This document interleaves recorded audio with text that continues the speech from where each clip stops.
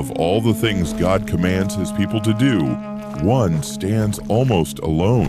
He tells them to remember an offense and never let it go. Not for a season, but from generation to generation. There is only one nation in the entire Bible placed under a sentence like that. One people God says he will war against until their memory is wiped from under heaven, and almost no one today could tell you their name. Their name was Amalek.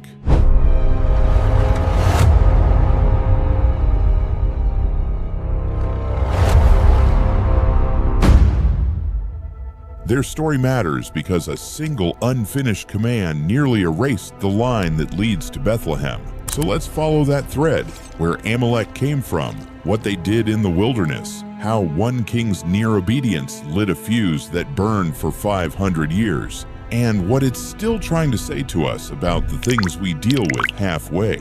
Genesis 36 holds a genealogy most readers skip past. Esau, the man who traded his birthright for a bowl of stew, had a son, Eliphaz, and Eliphaz had a son by his concubine Timnah.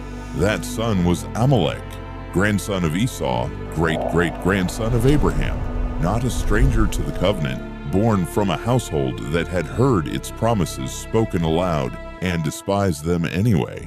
Hebrews calls Esau profane, not foul-mouthed, but someone who held the sacred in his hands and shrugged. That posture didn't die with Esau. It became a nation.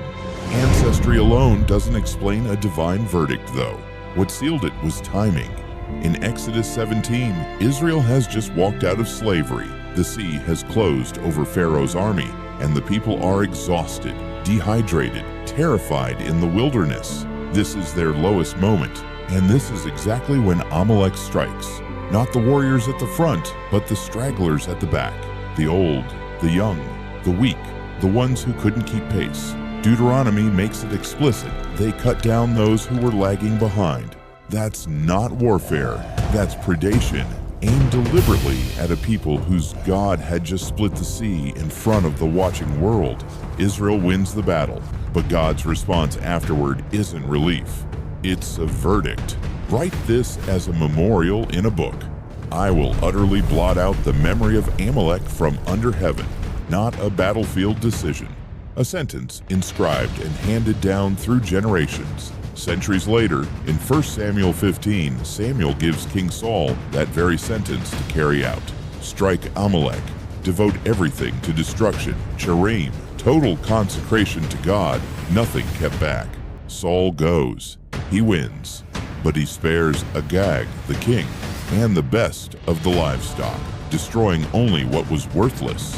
When confronted, he insists it was for sacrifice. Samuel's answer cuts through the excuse. To obey is better than sacrifice. Saul loses his kingdom, not over some enormous betrayal, but over one king left breathing and a few spared animals. Then 5 centuries of silence. Israel splits, falls to Assyria and Babylon, is scattered across empires.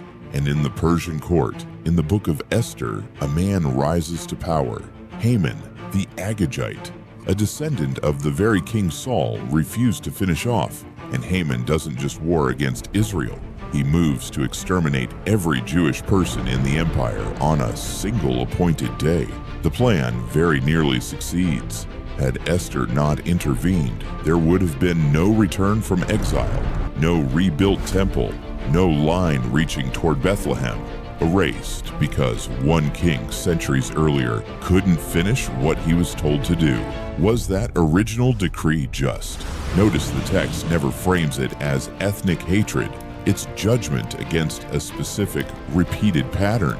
A people who knew exactly who Israel was and chose, again and again, to hunt the exhausted and defenseless at their weakest moment. Scripture carries that pattern forward as the very posture of the enemy of our souls, one that never attacks strength, only exhaustion, which is why Saul's near obedience is the real center of this story.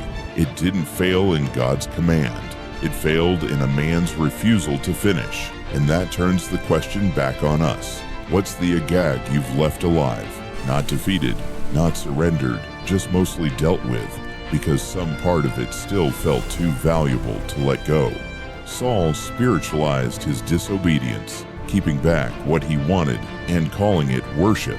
And this is where the gospel becomes the only word big enough to answer it. Jesus is the obedience. Saul wasn't. Where Saul left something breathing, Christ, at the cross, didn't say, "It is mostly finished." He said, "It is finished," holding nothing back, leaving the enemy no claim to stand on.